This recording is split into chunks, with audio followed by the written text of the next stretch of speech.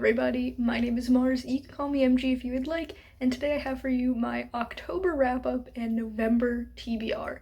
Now, October, been a bit of a wild ride. I did not play my TBR game for the month because I was participating in two big readathons. Still am participating. I'm filming this with about a week to spare with the rest of the month, so I won't be able to talk about all the books that I have read throughout the whole month.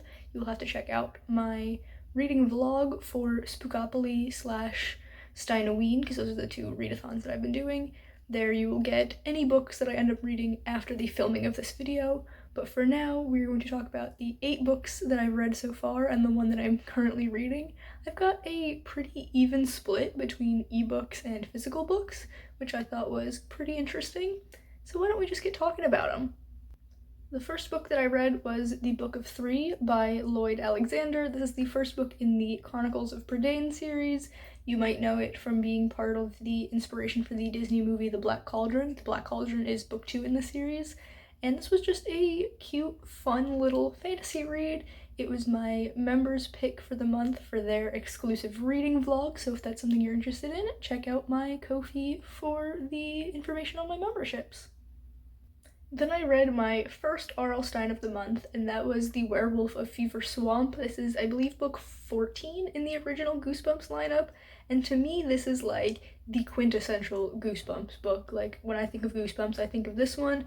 I was not allowed to have it in the house as a kid because the TV special of it scared my sister so bad. Mind you, my sister is 9 years older than me, so I was 8 years old having a great time, and she was 17 freaking out over it. But I was not allowed to check this one out from the library. I had to read it at the library, but I did, and I loved it as a kid, and I loved it now. I thought it was so fun. I buddy read this with my very good friend Nikki and had a fantastic time talking with them about the swamp deer. It's just a really fast read, really fun, really spooky, would highly recommend.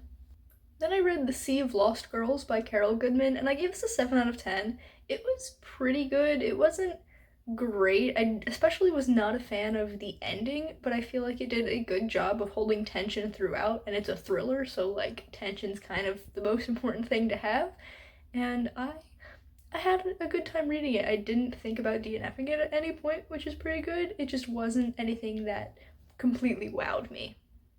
Then I picked up another R.L. Stine, and that is Escape from Horrorland. This is part of the Horrorland spin-off from the original Goosebumps series, and I thought the Horrorland books would be like the Goosebumps books, where you could read them in any order because they don't really have much of a bearing on each other.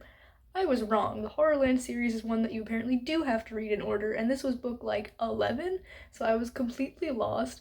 It referenced a lot of the original Goosebumps books. I did get that much. It references The Haunted Mask and this one with pirates that I vaguely remember reading as a kid, but it was very jarring getting into. The first chapter literally opened up with, "Hi, I'm Liz," I think the main character's name was. She's like, "Hi, I'm Liz, and me and my brother Lucas are going to Horrorland to rescue these children that are trapped there, and they think that they can get out of it by going through the House of Mirrors to Panic Park, but we know the secret that Panic Park is also not a good place, so we're gonna try and save them."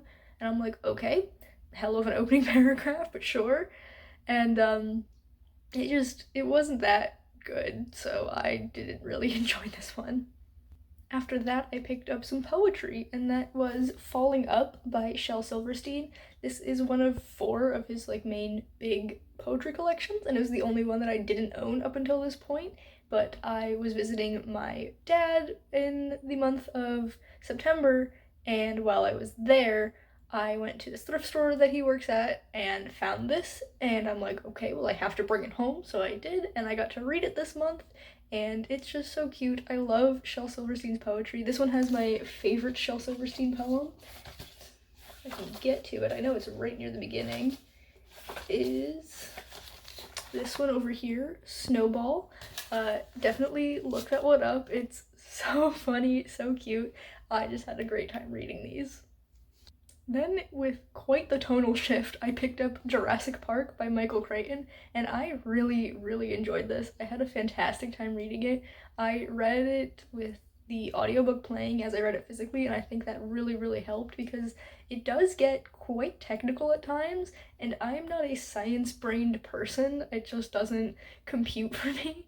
And so having someone like say these long words out loud to me really helped me understand it. And oh my god, the tension in this book, masterfully crafted.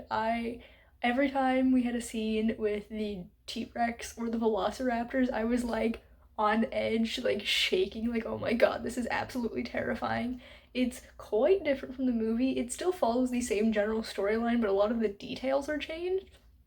And that was a little bit jarring because I've seen the movie several times. I love the movie, but it was still a really, really fun time, and I want to pick up the second one because I've heard that The Lost World is just as good. So if I can get my hands on that, that would be great. Then the last physical book that I've read thus far in the month is The Emperor of Nihanja by John Flanagan. This is the 10th book in the Ranger's Apprentice series, so I can't really tell you much about what happens in this one. You can probably guess from this cover art and the title that it's Fantasy Japan. And yeah, that's pretty much what it is. The crew from the Ranger's Apprentice series go to Fantasy Japan. This is the last book in the series, and it does kind of feel like a greatest hits. Like, we've got a lot of like fan favorite side characters coming back to be in this book, and it's a fun time. It's not my favorite in the series, but I still had a good time reading it. And reading that book finished out a series, so I figured, why not start one? And the book I read after that was City of Brass by S.A. Chakraborty, or I believe she's republishing it now as Shannon Chakraborty. Either way, that's the author.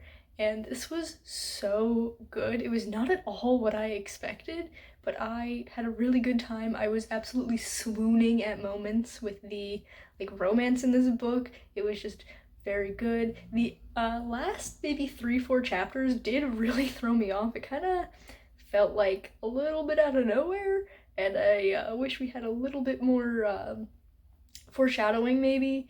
It was just a lot all at once, and that was kind of jarring. This is also one of those books that it's a fantasy, so it's got a lot of non-real world stuff, and it kind of just throws you in. It expects you to like pick up the pieces quickly, and so I did have a little bit of a struggle getting into it, but I still had a great time reading this, and I desperately want to read the rest of the series. Then we come to the book that I am currently reading, which is Deadly Dreams by KJ Sutton. This is the third book in the Fortuna Sworn series, and I don't know what it is about this series, but I am like absolutely obsessed with it. Whenever I pick up a book, I'm like constantly glued to it, reading it. It's just something about the writing. It must be the writing, because I realized recently that this could easily be comped as Mortal Instruments meets ACOTAR, which I didn't like either of those series, but the fact that I like this one that feels like a combination of the two, so weird. It probably also has to do with the like age category, because Mortal Instruments is very YA, and I feel like ACOTAR, despite its like spiciness, is sometimes like written like a YA book, and this feels not quite adult, but like older than YA. And I just have a fantastic time reading this. It's my like, don't take this too seriously, just have fun with it kind of read. So even when there's things that happen that don't really make sense or feel like they came out of nowhere, I'm like, it's fine, we're just gonna go with it, because that kind of stuff happens a lot. And the characters in this series, oh, I care about them all so much, even though they're all kind of garbage people. I feel like they're only slightly garbage people, and they're like just unlikable enough to make them feel realistic. I don't know, I just am having a fantastic time reading this. I'm hoping to finish it either today or tomorrow. I'm like maybe 3/4 of the way through. It's so good. And like I said, I still have a week left in the month, so I'm hoping to read a couple more R.L. Stine books maybe, some quicker reads, things to hit the prompts that I will eventually roll for Spookopoly. I have no idea what they are. I'm hoping they're easy ones. I feel like the prompts this time around have been a little bit more challenging than usual, but I've still had a great time picking out books to fit them. And with that out of the way, it's finally time to roll our dice and pull our cards and see what books I will be reading next month. So I'm making it a bit difficult for myself in November in that I only want to read manga. I'm not doing a John Flanagan read this month. I just finished the Ranger's Apprentice series, and I'm taking November off, and then December I will read the short story collection before starting anew with one of his other series in January.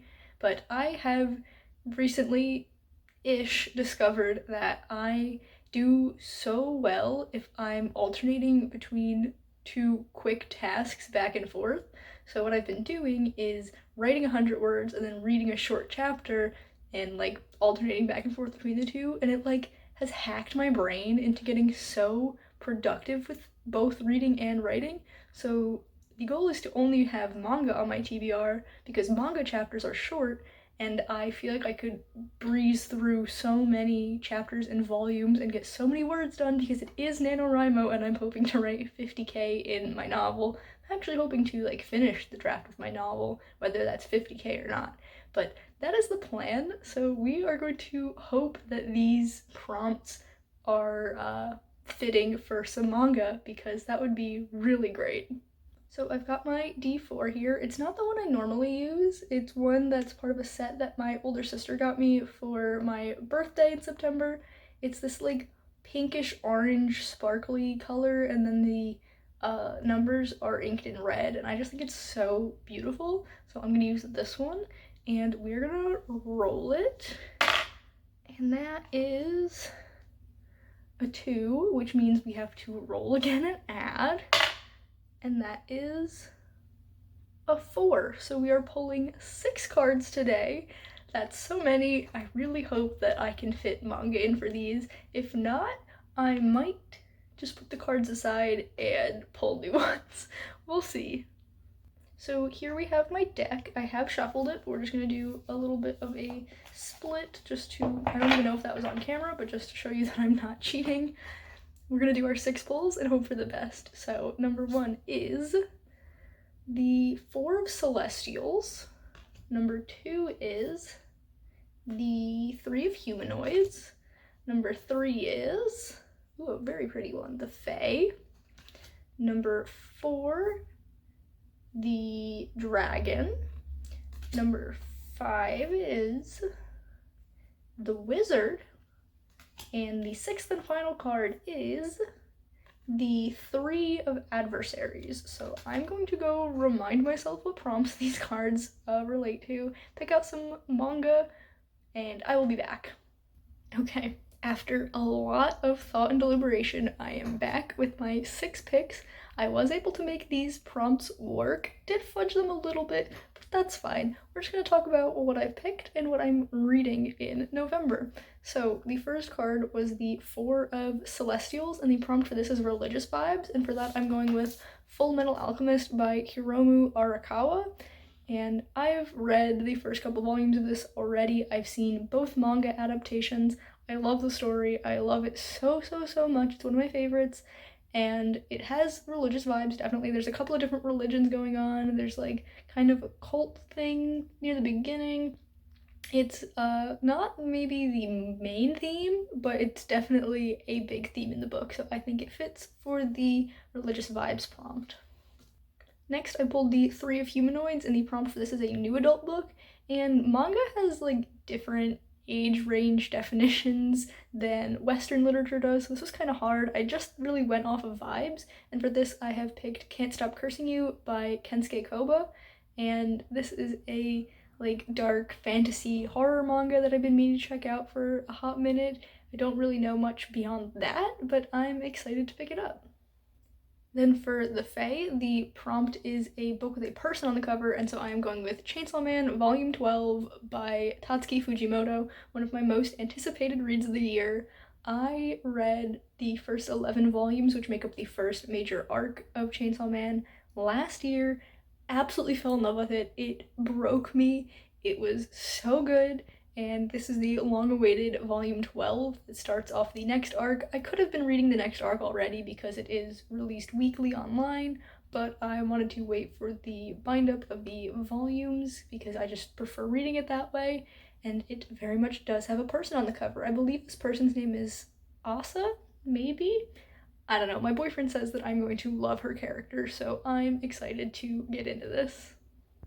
Next up, we have The Dragon, and the prompt for this is the shortest in length book that I physically own, and I did fudge this a bit because I only looked at the manga that I physically own. I didn't look at the rest of my TBR shelf, and I'm sure there are books that are shorter than this, but this is what I'm going with, and that is Jujutsu Kaisen Volume 20. This is by Gege Akutami, another of my favorite series. This actually came out in August, and I didn't buy it then. We literally just got this a couple of weeks ago, and I can't believe I haven't read it already, but I'm glad that I didn't because now I can put it in for this prompt.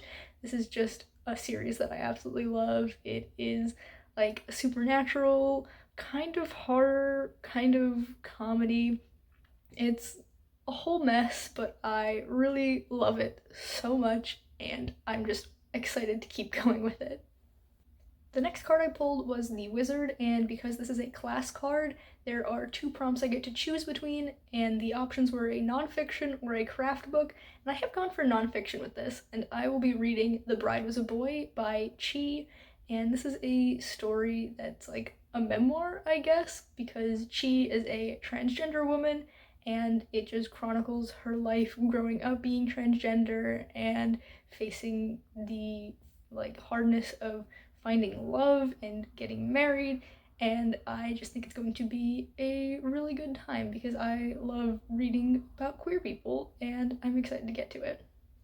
And then the last card I pulled was the Three of Adversaries, and the adversary cards are all intimidation prompts, and this one specifically is a book that's intimidating because of the content.